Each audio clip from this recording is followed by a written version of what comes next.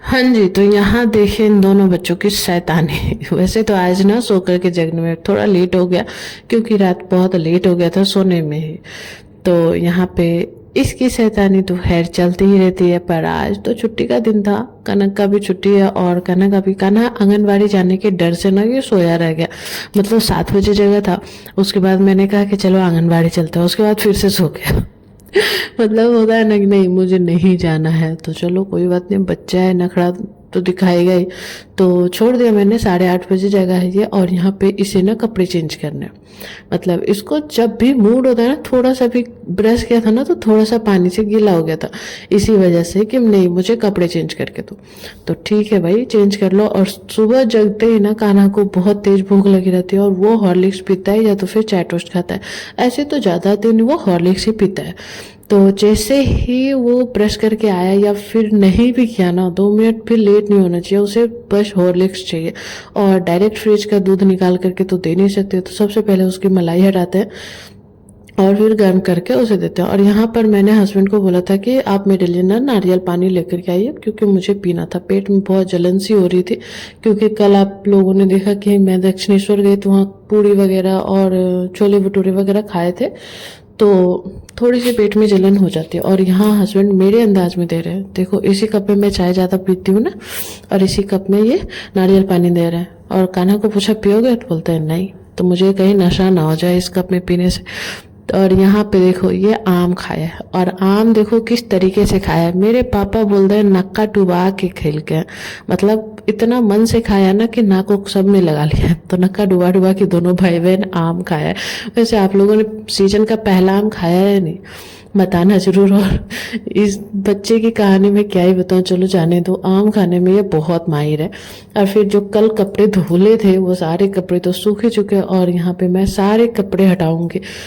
मतलब कपड़े धुलो, उसे सुखाओ, फिर उसको अपनी जगह पे रखो, मतलब सारा दिन बस फालतू के काम में ही निकल जाता है। कोई ढंग का काम नहीं हो पाता, बस घर के काम में पूरा दिन निकलता है, बाकी फ़ोन देखने में। और ये वाली जो साड़ी है ना अभी नई नहीं है, तो आप लोग बताना कि आप लोग नए कपड़े को सबसे पहले फोल्ड करते हो, मतलब ऐसा होता है ना उसकी ज़्यादा केयर करना।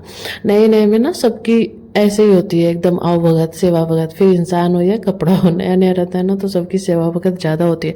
जैसे जैसे पुराना होता है उसकी अहमियत खत्म होती चली जाती है। वैसे सिल्क की साड़ी वैसे मेरे पास है नहीं, है दूसरी साड़ी है, लेकिन मुझे इसके रख रखाव शायद पता नहीं है, इसी वजह से इसकी जो नग है ना, इसके ऊपर बिंदी बिंदी वो निकल रहा है। तो आप लोग बताना कि इसके लिए मैं क्या करूं। जो सिल्क की साड़ी पहनते हैं उन्हें पता होगा, वैसे कि मैं नहीं पहनती उतना, साड़ी तो मैं पहनती नहीं, आप लोगों को पता है, पर सिल्क की साड़ी मेरे पास ही दूसरी है।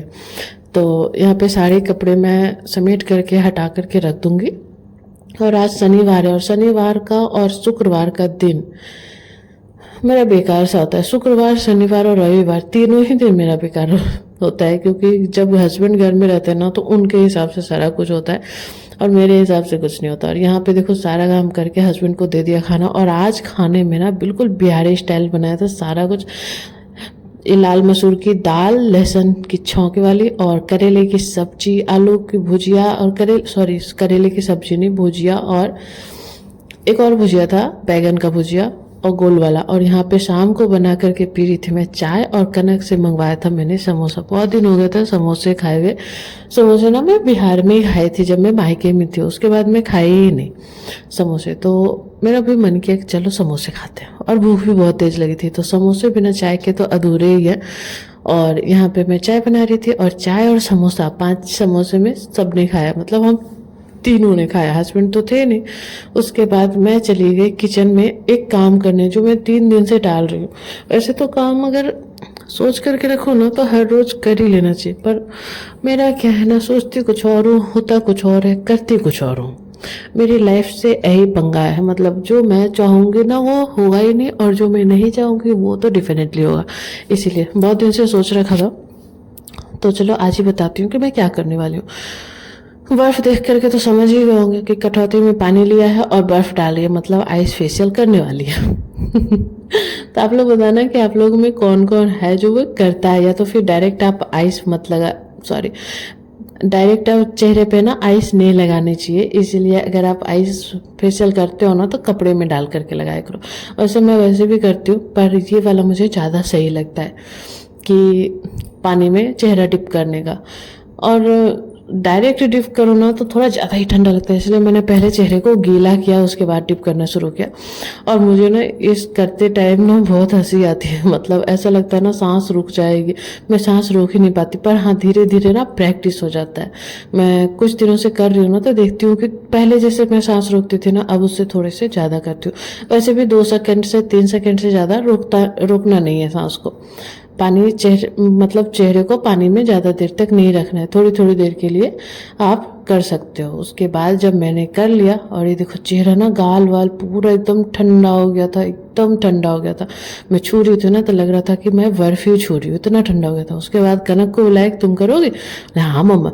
मतलब मैं जो भी बदमाशियाँ करती हूँ ना उसमें मेरी बेटी मेरा पूरा साथ देती है। मतलब जो भी मैं उल जुलूल के काम कर लूँ ये बहुत मज़े से करती है। तो ये भी मेरे जैसे ही आइस फेशियल करने लग गई। तो मैंने इसके बाल बांध दिया क्योंकि वो बहुत ना गीले हो रहे थे, तो मैंने इसमें क्लचर लगा दिया और फिर ये करने लगे। और ये डर भी रही थी पर मज़े से कर भी रही थी। और ऐसा ही होता है ना कि माँ के साथ साथ अगर बच्चे भी करने लगते हैं, माँ जो भी करेगी वो बच्चे कुछ ना कुछ तो कॉपी करते ही है। पर चलो, इसका कोई फ़ायदा होता ही है या नहीं ये तो मुझे नहीं पता, पर हाँ इतना तो ज़रूर होता है कि इतनी भयंकर गर्मी में ना थोड़ी देर के लिए ठंडक मिलती है। और हस्बैंड जब ड्यूटी से आए ना तो ये देखो 100 साल पूरे हो गए हावड़ा डिवीज़न के, देखो। और इसमें क्या मिला है, बस ये एक कैरी बैग। मतलब 100 साल हुए हावड़ा डिवीजन के पूरे हुए हैं तो कम से कम एक मिठाई तो खिला देता है स्टाफ को, लेकिन नहीं, ये जूट वाला थैला दिया। मैंने पूछा ये क्यों दिया है? टिफिन लाने के लिए? बोलते नहीं, सब्जी लाने के लिए।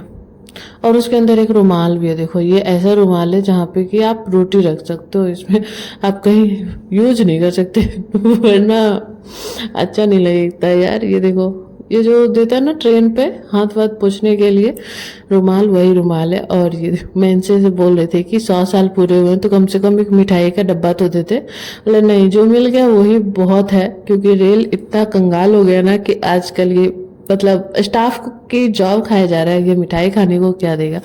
मतलब एक समय ऐसा आएगा ना कि इंडियन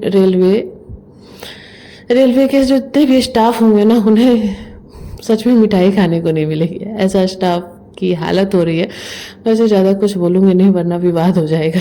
और यहाँ हस्बैंड हनी खा रहे थे, मतलब इनको जो पसंद आता है ना ये अपने मन की करते ही है। और यहाँ देखो टाइम हो गया है CID आने का, क्योंकि CID का जो नया सीज़न आ रहा है ना ये मेरे से ज़्यादा ना मेरी बेटी इंतज़ार करती है। और अभी थोड़ा टाइम था तो यहाँ पे वेट कर रहे हैं हम लोग CID आने का। और यहाँ चिरौता यहाँ फूलने के लिए हस्बैंड डाल दिए, क्योंकि वो पीते हैं 2-3 दिन से लगातार वो चिरौता पी रहे हैं।